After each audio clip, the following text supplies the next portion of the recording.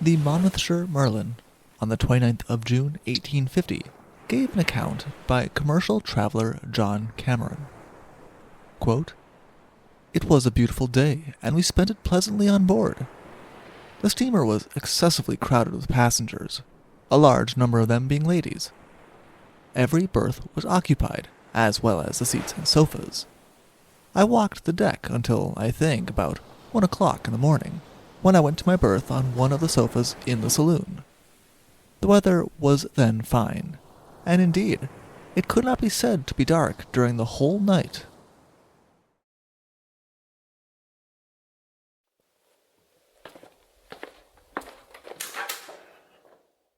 Hello, and welcome to the Shipwreck Archive. Thank you. Would you happen to have the story? A strange course for the Orion. Here we are. Enjoy!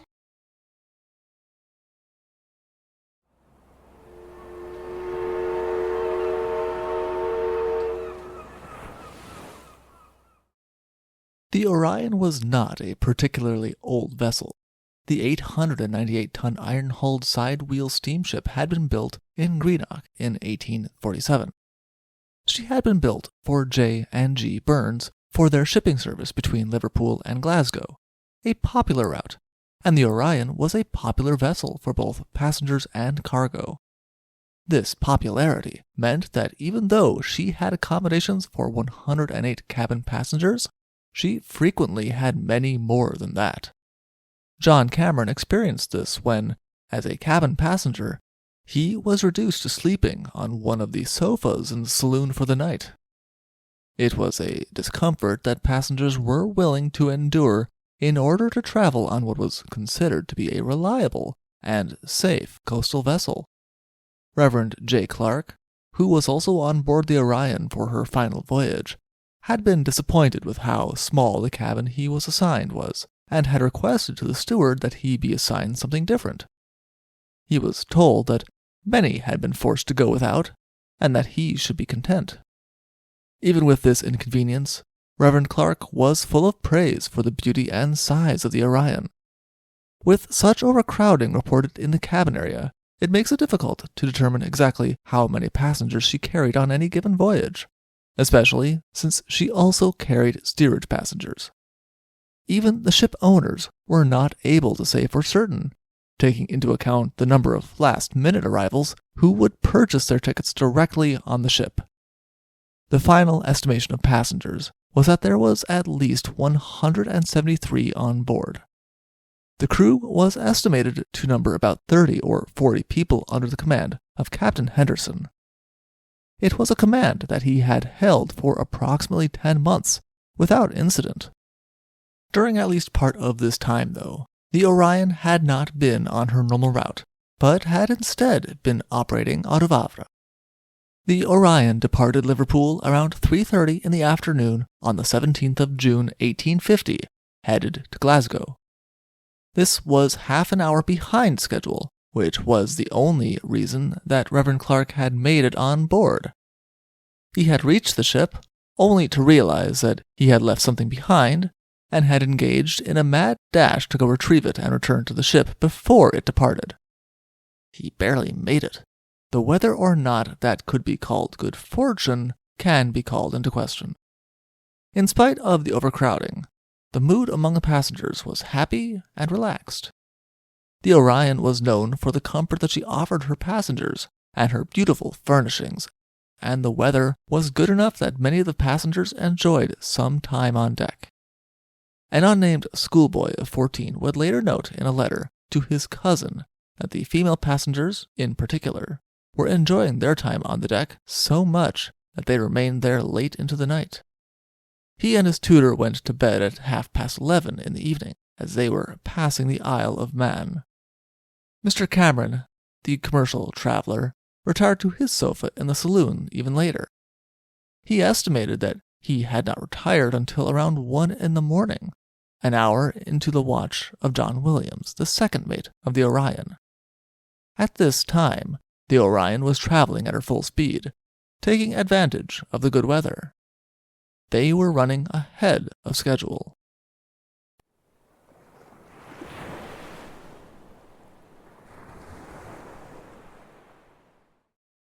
Until midnight, Captain Henderson and First Mate Langland had been on deck with a member of the crew named Walker at the wheel.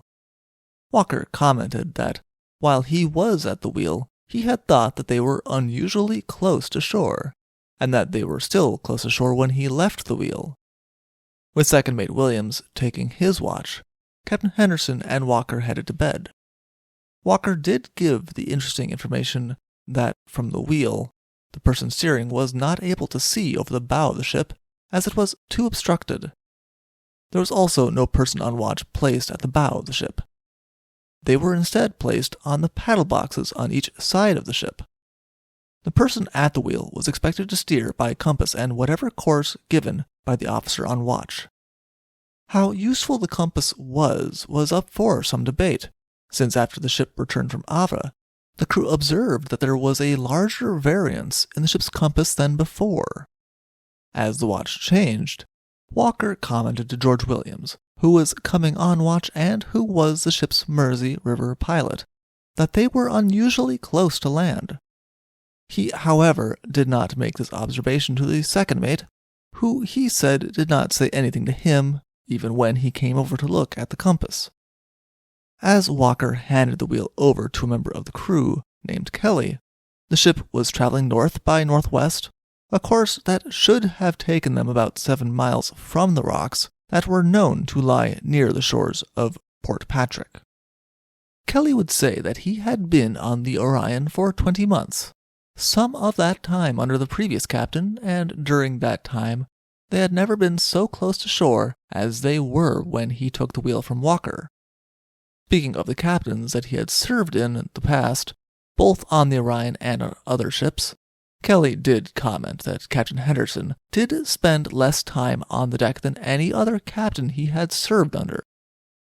The first mate had remained on deck longer than the captain, but he did not give any instructions as far as course, and he retired eventually. Captain Henderson came up from his cabin at some point and confirmed the course that Walker had told him they were following. Second Mate Williams had different ideas, however. After the captain went below, Second Mate Williams told Kelly 3 times to adjust the course slightly, each time taking them slightly closer to shore, rather than away from it. Captain Henderson came on deck again and spoke briefly with Second Mate Williams, though Kelly could not be certain what was said, and then went forward. Once he was gone, Second Mate Williams again gave the instruction that the ship should head slightly more towards the shore. It had grown hazy, not over the sea but on land during this time, and Kelly heard Second Mate Williams ask the watchman, George Williams, if he could see land, to which George Williams replied yes. George Williams was not the only person on the ship who could see land. So could a cabin passenger named Mr. Archibald, the only cabin passenger to still be on deck. He would later say that he had had an unobstructed view of land for much of the voyage. The Portpatrick lighthouse was notoriously bad, but it was still able to be seen at a 4-mile distance. Kelly was able to see the light before the last course change, but it did not seem to make a difference. A ship passed them at one point with no lights showing, but this also did not adjust their course. It was only after the vessel had passed them that Second Mate Williams told Kelly to adjust their course a little to starboard. Immediately after this instruction, a call came from one of the lookouts on the gangway, "Hard starboard," and another lookout shouted in a panic, "Land right ahead." Rather than immediately adjusting the ship's course, Second Mate Williams first ran to the captain's cabin and then ran back to help turn the wheel to hard starboard. Robert Wilson, who was on watch at the gangway and was the ship's pilot for the Clyde River, rushed to help turn the helm as well. They had almost brought her around when there was a long crash, as the ship struck hard either on Barnock Rock or Outer Ward Rock, near Portpatrick, Scotland, at 1:30 in the morning of the 18th of June. As soon as the ship struck, the engine stopped, and one of the firemen came up and told Kelly that the engine room was filling with water.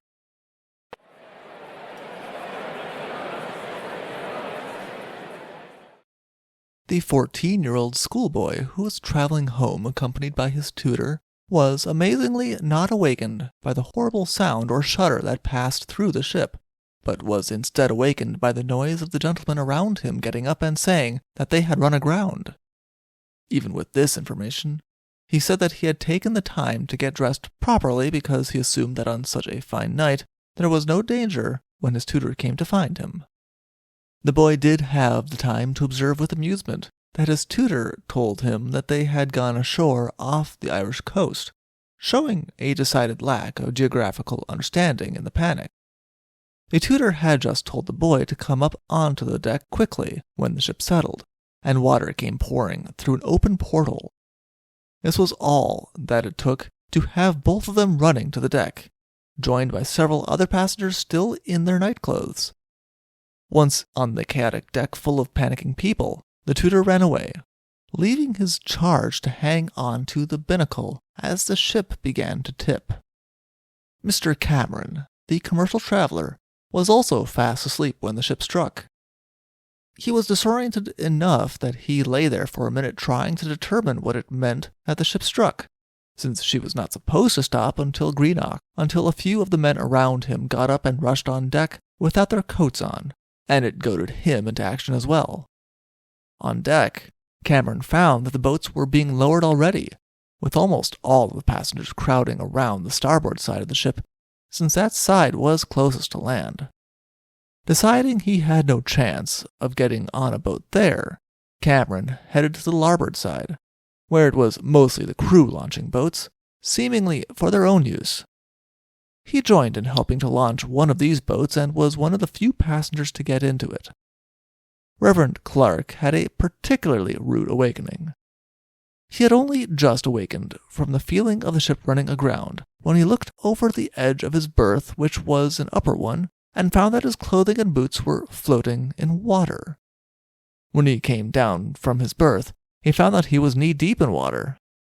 Reverend Clark began to rush to the deck, remembered his bag, and ran back to grab it, meaning that by the time he reached the deck, it was full of panicking people, either half-dressed or still in their nightclothes. Reverend Clark thought the most logical course of action would be to find the person in charge to find out what he should do, but he could see no one taking charge. The wheel was abandoned, and in the chaos, he could not find any members of the crew. Reverend Clark shouted several times for the captain, and about 3 minutes later, Captain Henderson appeared and climbed up onto the frame of a skylight. From this position, he urged the passengers not to leave the ship, as she would not go down. Several ladies shouted to him to reassure them that he was telling the truth, and that reassurance given, Captain Henderson disappeared from among them again. Reverend Clark would say he never heard the man who was supposed to be leading them give any further direction to anyone on the ship. Another passenger would make a similar observation, saying that the passengers were left almost entirely to their own devices. There was an exception. The ship's cook, on seeing people in the water, dove into the water himself.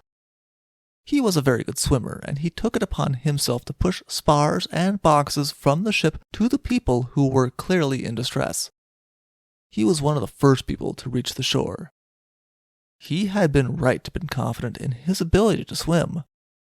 Rather than rest, he instead got into one of the boats that were being prepared on the shore to head for the wreck and continue to help the rescue efforts. The first lifeboat to be launched, this one on the starboard side of the ship closest to land, swamped as soon as it hit the water. The second one that soon followed also capsized. There would be some debate about what had caused the swamping of the boats. Some said it was the suction from the swiftly sinking ship, while others said it was poorly lowered since the people lowering the boats were almost entirely passengers and not members of the crew, and others said that it was from panicked people rushing it. The first boat to successfully get off was the one that Cameron was involved in the launching of, which caused Reverend Clark even more sour feelings, since it was primarily members of the crew in it, and he felt that priority should have been given to women and children and then to passengers. Things were not all well in the boat either, though. The boat had no oars at all. They were all tied in a bundle on the deck rather than being stowed in the boat. They shouted for some oars, and a passenger on deck, a Mr. Kidston, threw them a couple. They also did not know it until after the boat hit the water, but the boat did not have any plugs attached in any way. It turned out they were all stored in a locker, and were not, as was later suggested to be good practice, attached to the boats with chains or rope. One of the other passengers, who was a sailor by trade, had the presence of mind to shove his handkerchief in the hole, which helped.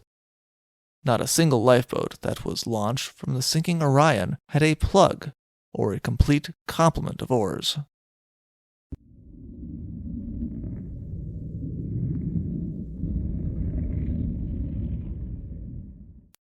Launching the lifeboats, in general, was proving to be a difficult task, one that involved a lot of hatchets in the rush.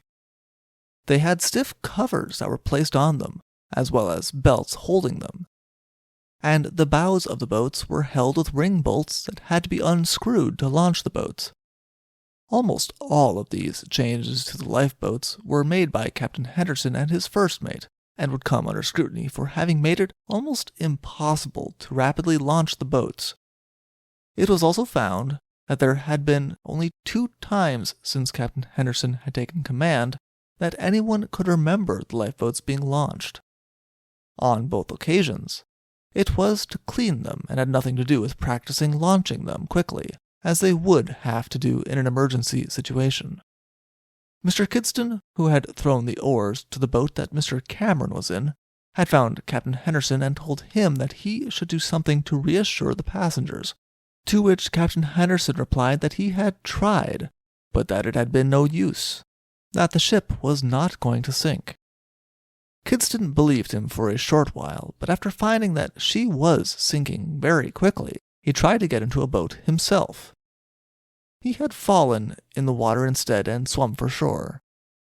He would be the first of the people from the Orion to reach shore, having passed the somewhat distressed lifeboat he had thrown oars to on the way. It was only a matter of minutes after the striking that the ship went beam ends. And then, to make matters worse, she began to sink at the bow.